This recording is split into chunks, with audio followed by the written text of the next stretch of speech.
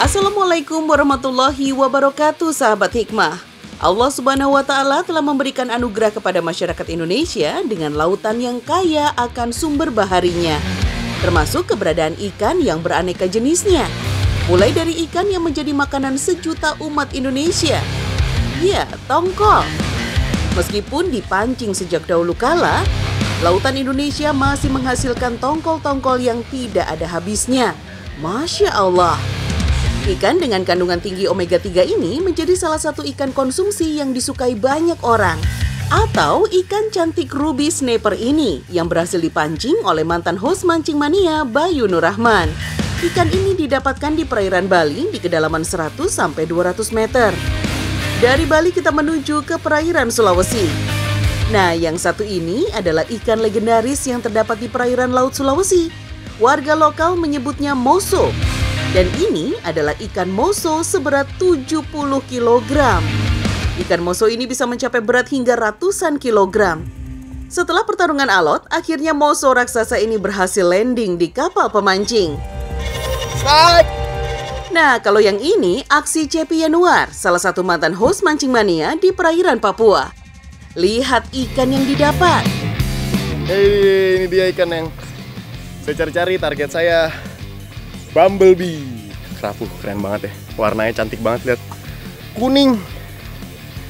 Betul-betul hitam putih, cantik sekali. Iya, ikan yang termasuk dalam jenis kerapu ini memang coraknya mirip dengan robot transformer Bumblebee. Makanya ia dinamai kerapu Bumblebee.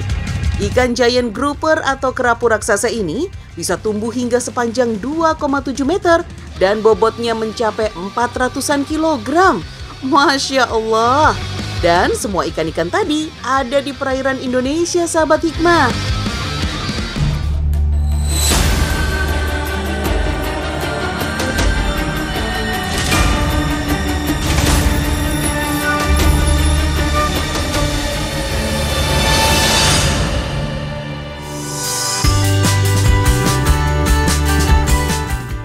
Sahabat hikmah, masih ada yang gak doyan ikan. Pasti nyesel deh ya.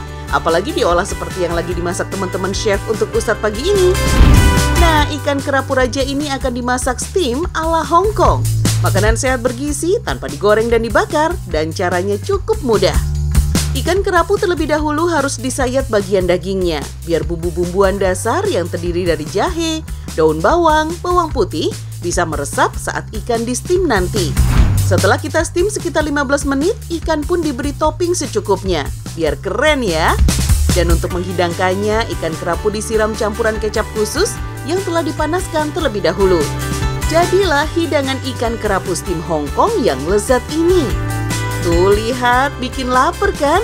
Apalagi ditambah dengan hidangan serba ikan lainnya yang gak kalah nikmatnya. Masya Allah.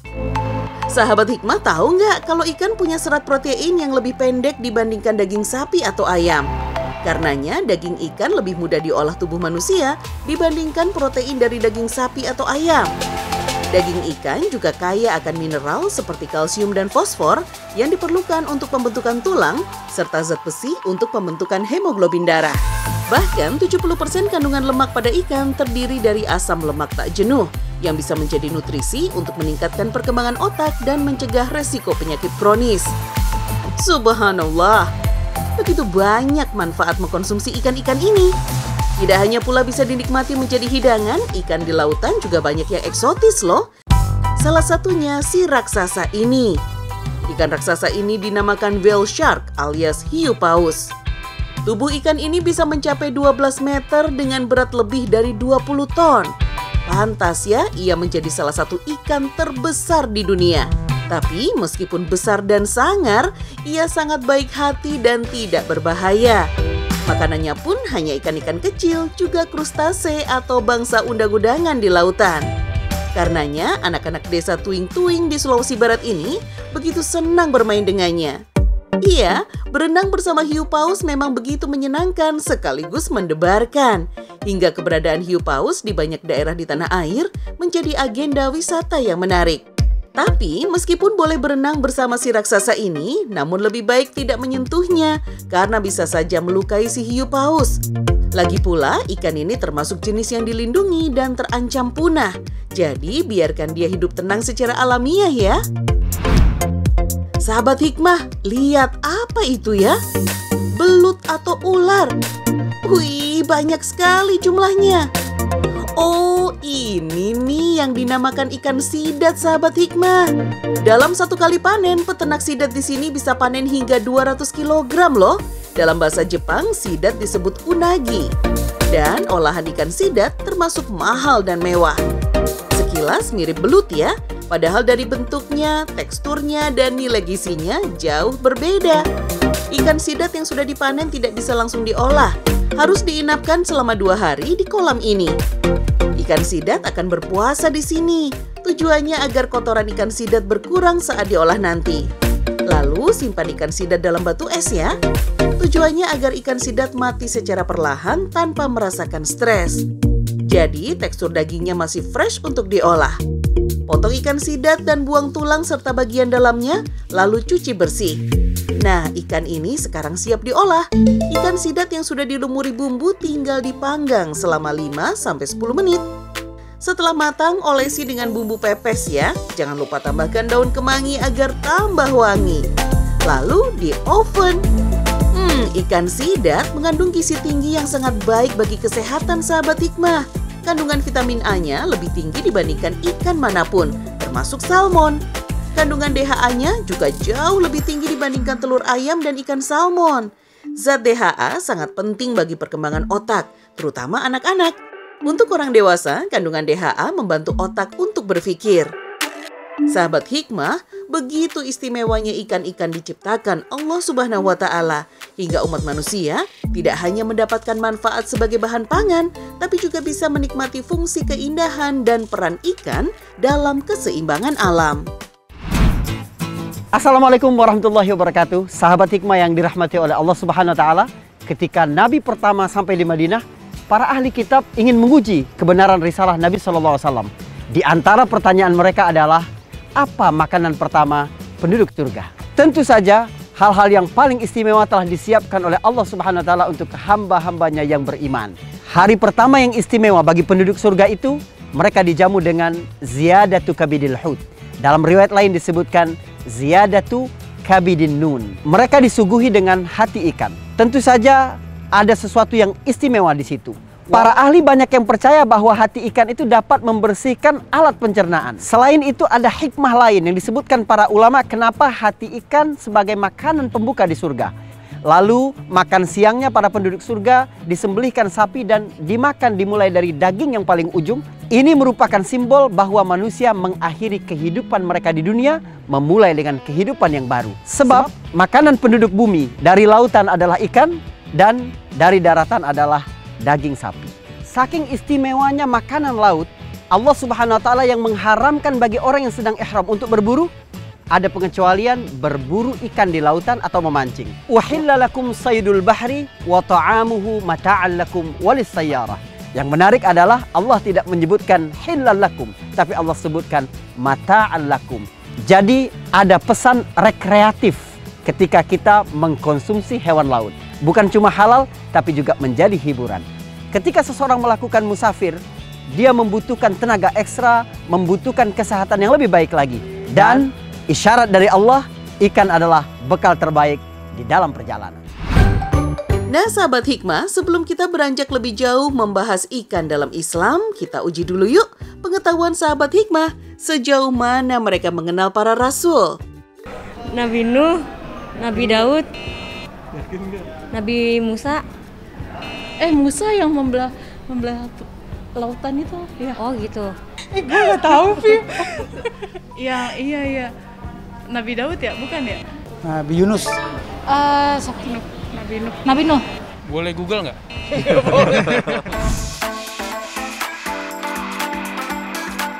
Sahabat hikmah, di Indonesia terdapat lebih dari 4.700 spesies ikan tawar maupun laut. Dari 650 jenis, diantaranya adalah ikan hias. Semuanya punya keunikan corak dan bentuk. Banyak di antaranya adalah satwa endemik atau satwa khas yang tidak ditemui di negara lain. Salah satunya adalah banggai cardinal fish, ikan hias kardinal khas Kepulauan Banggai, Sulawesi Tengah. Ikan kardinal banggai cukup unik.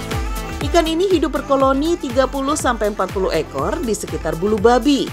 Bentuk badannya agak pipih dengan ekor terbelah dua, persis seperti ekor burung walet. Badannya berwarna coklat muda keperakan dengan variasi bintik putih pada sebagian badan dan sirip-siripnya. Ada pula belang melintang berwarna hitam di badannya, mulai dari sirip punggung sampai sirip perut. Juga dari jari-jari lemah pada sirip punggung sampai dengan sirip dubur. Ikan banggai jantan bertubuh lebih besar dengan rahang yang lebih besar pula. Rahang besar jantan ini berguna untuk mengerami telur-telur mereka, sekaligus menjaganya dari predator di lautan. Sebagai ikan hias endemik, banggai kardinal banyak diincar kolektor ikan hias. Sejak tahun 90-an hingga saat ini, perburuan ikan hias ini masih tetap berlangsung.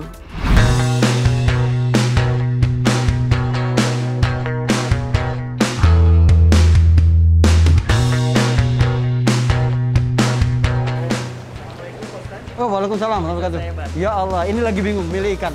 Ada rekomendasi nggak nih? Pak Ustadz sukanya ikan buat digoreng apa dibakar, Pak? Saya maunya nggak biasa nih, nggak digoreng, nggak dibakar, ada nggak sih? Oh, kita punya ikan kerapu, Pak Ustadz. Jadi dia Oh, ini kerapu ya. untuk di steam. Di steam. Ya Allah, boleh deh saya pilih satu. Baik, Pak Ustadz, saya ambil dulu ikannya ya. Terima kasih, Mas. Sama-sama. Hai. Seorang sahabat bertanya kepada Rasulullah SAW, kami sedang dalam perjalanan di laut tapi membawa persediaan air yang sangat terbatas. Kalau kami gunakan untuk wudhu, maka kami tidak ada air untuk minum.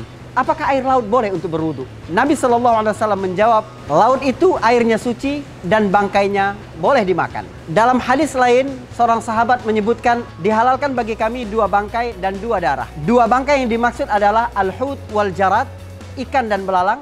Sementara 2 jenis darah adalah al-kabid wat tihal, hati dan limpa. Menurut mazhab Maliki dan Syafi'i, semua hewan laut itu halal, termasuk kepiting dan hewan-hewan lainnya. Namun, dalam satu riwayat dalam mazhab Hambali, semua hewan laut itu halal kecuali buaya, katak, dan kepiting. Karena sifat ketiganya adalah khabith atau menjijikkan. Sementara katak secara khusus ada larangan dari Nabi SAW untuk membunuhnya. Yang unik adalah pendapat dari mazhab Hanafi, bahwa semua hewan laut itu haram kecuali ikan. Jadi kalau sahabat hikmah sedang berada di Turki, sebenarnya mayoritas penduduk Turki itu bermazhab Hanafi dan mereka tidak makan seafood kecuali hanya memakan ikannya saja. Ya, Ikannya. oh udah jadi, Masya Mari Allah. kita timbang dulu. Oke. Wih, mantap. Masya Allah, gede juga ya, Mas. Alhamdulillah. Beratnya 660 gram, Pak Ustadz ya. Baik, di steam ya, Mas. Di steam ya, Mbak. Baik. Baik. Saya kemana nih? Oke, langsung ditunggu di meja Ah, aja, Pak Ustadz. siap, makasih.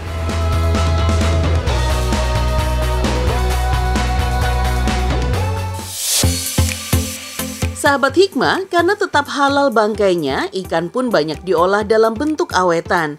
Sebab itu pula kita mengenal banyak bentuk pengolahan ikan tradisional. Mulai dari ikan asin, ikan asap, ikan pindang, abon ikan, dan masih banyak lagi. Nah, ada lagi nih salah satu teknik pengawetan ikan yang biasa dilakukan masyarakat pesisir Sumatera. Namanya adalah bekasam. Bekasam adalah teknik pengawetan ikan laut maupun tawar dengan fermentasi menggunakan garam dan nasi panas. Pada awalnya, bekasam adalah kreativitas masyarakat pesisir sungai saat musim ikan. Di saat tangkapan ikan berlimpah, masyarakat berupaya menyimpan ikan untuk dikonsumsi di kemudian hari saat masuk paceklik. Maka, bekasam menjadi salah satu cara cerdik para pendahulu kita untuk menyimpan ikan agar tahan lebih lama. Untuk membuat bekasam hanya diperlukan garam dan nasi. Ikannya pun bisa saja ikan air tawar atau ikan laut. Namun karena perairan Krui di Lampung Barat dikenal sebagai penghasil ikan tuhuk atau ikan marlin, jadi kita buat bekasam dari ikan tuhuk saja ya. Pertama-tama potong ikan tuhuk lalu buang kulitnya. Tujuannya agar proses fermentasi bisa lebih cepat dan merata. Ikan kemudian dicuci hingga bersih, lalu diletakkan di dalam wadah. Tambahkan garam dan aduk hingga rata. Kemudian campurkan nasi panas yang berfungsi untuk membuka pori-pori daging ikan sehingga garam lebih mudah meresap sempurna ke dalam daging ikan. Glukosa pada nasi ini nantinya menjadi media tumbuh bakteri yang bisa menghasilkan asam laktat. Nah, kalau sudah rata, tutup rapat wadah yang berisikan ikan itu lalu diamkan semalaman. Daging ikan yang dipekasam sekilas tidak ada perubahan warna dan tekstur pada dagingnya, tapi warna ikan menjadi sedikit lebih pucat. Berdasarkan hasil penelitian, bakteri asam laktat pada produk fermentasi bekasam memberikan banyak sekali manfaat. Di antaranya sebagai anti kolesterol, mencegah kanker, hingga anti hipertensi. Masya Allah. Apa hikmah bangkai ikan dan hewan laut tetap halal untuk dikonsumsi oleh manusia? Setidaknya ada 3 hikmah. Yang pertama adalah hewan laut tidak memiliki pembuluh darah. Berbeda dengan hewan darat, ketika menjadi bangkai, maka terjadi pengendapan darah dalam pembuluh darah tubuhnya sehingga menyebabkan tumbuh subur bakteri, virus, serta masalah-masalah serius lainnya. Hikmah kedua adalah sifat air laut yang sangat baik untuk pengawet alami. Kenapa? Karena ada zat asin garam yang sangat tinggi. Sebab ketiga adalah penyebab matinya hewan-hewan di darat. Ketika tidak disembelih, kemungkinan ada penyakit atau virus di dalamnya. Sementara kemungkinan itu sangat kecil pada hewan-hewan di lautan. Persoalan makanan ini persoalan serius, persoalan agama dan persoalan kehidupan. Suatu hari dalam hadis riwayat Tabrani, Sa'ad bin Abi Waqqas bertanya kepada Nabi SAW, "Ya Rasulullah, doakan aku agar doa-doaku selalu dikabulkan oleh Allah Subhanahu wa taala." Nabi SAW menjawab, "Atib mat'amak takun mustajabud da'wah." Perbaiki makananmu, maka doamu akan dikabulkan oleh Allah Subhanahu wa taala. Hubungan kita dengan Allah tergantung dengan hubungan kita dengan apa yang kita konsumsikan. Sahabat Hikmah, menunggu menu olahan ikan yang telah dipilih, kini saatnya kita sapa Bobby Rahman atau Bobby Tince, seorang aktor sekaligus pemain sinetron. Insya Allah banyak hikmah yang bisa kita ambil dari perbincangan ini. Assalamualaikum warahmatullahi wabarakatuh. Assalamualaikum. Masya Allah. Apa kegiatan sekarang? Bang Bobby lah saya panggil. Bang Bobby, betul. Ya. Soalnya Bang pandemi ini jadi abang-abang. Ke pasar beli ikan, ke rumah masak, ke pasar beli bumbu gitu. Sekarang pandemi saya beralih jual makanan siap saji, tapi yang di packing untuk dikirim ke beberapa wilayah gitu. Ada juga yang dekat-dekat rumah, dan khusus di rumah biasanya mereka semua requestnya yang ikan-ikanan yang fresh, yang seger. Gitu. Itu kenapa pilih ikan? Memang karena suka awalnya atau gimana? Karena saya pikir setelah saya terjun langsung ke pasar gitu, ada manfaat yang pertama manfaatnya bagus kan. Iya. Karena saya juga punya anak kecil yang memang harus dikasih konsumsi protein tinggi bagus. Selain manfaatnya tinggi juga harganya tuh sebenarnya nggak mahal gitu. Kita dari sekilo dapat berapa banyak, kemudian bisa dipakai untuk 2-3 hari, itu kan juga artinya bisa lebih menghemat gitu. Iya. Tapi anak-anak juga suka ikan ya? Anak-anak suka, ibu saya suka, istri saya juga suka, kita sekeluarga suka ikan. Tapi buat jualan ini, kesulitan nggak sih Bang Bobby cari bahan-bahannya itu, ikan-ikan segar itu? Beberapa jenis ikan kesulitan, karena ada yang memang dari pusatnya pun dia sudah beku ya. Jadi kita harus carinya yang benar-benar fresh gitu. Jadi kalau memang sekiranya ini beku, kita nggak bisa jual, kita nggak ambil. Kita benar-benar carinya yang fresh. Kemudian sampai di rumah untuk awet, biasanya saya malam itu juga saya dapat ikannya, saya bersihin ikannya, saya langsung saya masukin ke freezer dulu. Jadi ketika mau dimasak, sebenarnya ikannya tuh sudah fresh dan sudah bersih gitu.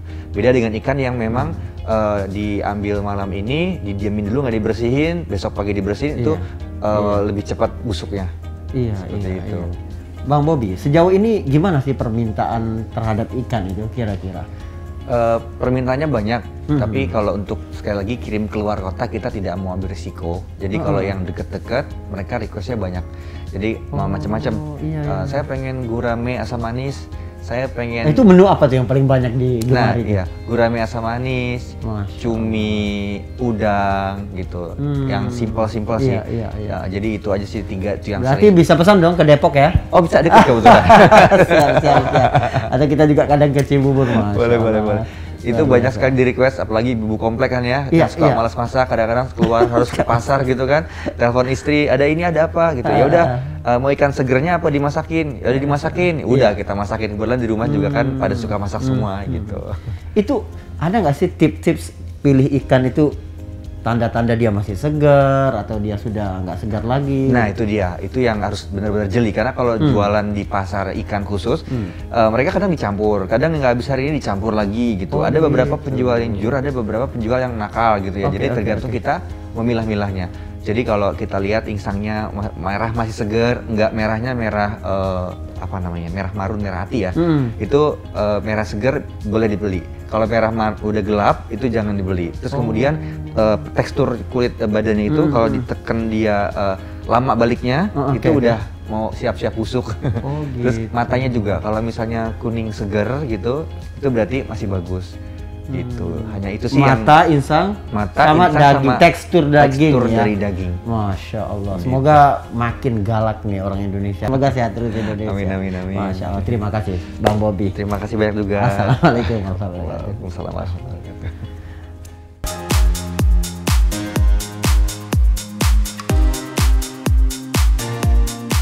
Sahabat hikmah yang dirahmati oleh Allah Subhanahu wa taala. Betapa luas kasih sayang Allah dan nikmatnya kepada kita yang hidup di negara Khatulistiwa ini. Dengan luas lautan mencapai 75% dari keseluruhan wilayah Indonesia, Indonesia juga menikmati keragaman hayati laut paling kaya di dunia. Ini semua adalah nikmat Allah Subhanahu wa taala. Allah berfirman, "Ya ayyuhalladzina amanu kulu min thayyibati ma razaqnakum washkuru lillahi in kuntum iyyahu ta'budun." Hai orang-orang yang beriman, makanlah dari hal-hal baik yang Allah rezekikan kepadamu dan bersyukurlah kepada Allah jika kamu benar beribadah, mengabdi, tunduk kepadanya. Jadi, akhir dari segala kenikmatan yang Allah berikan kepada kita adalah kemurnian tauhid yang merupakan puncak kesyukuran kita. Assalamualaikum warahmatullahi wabarakatuh.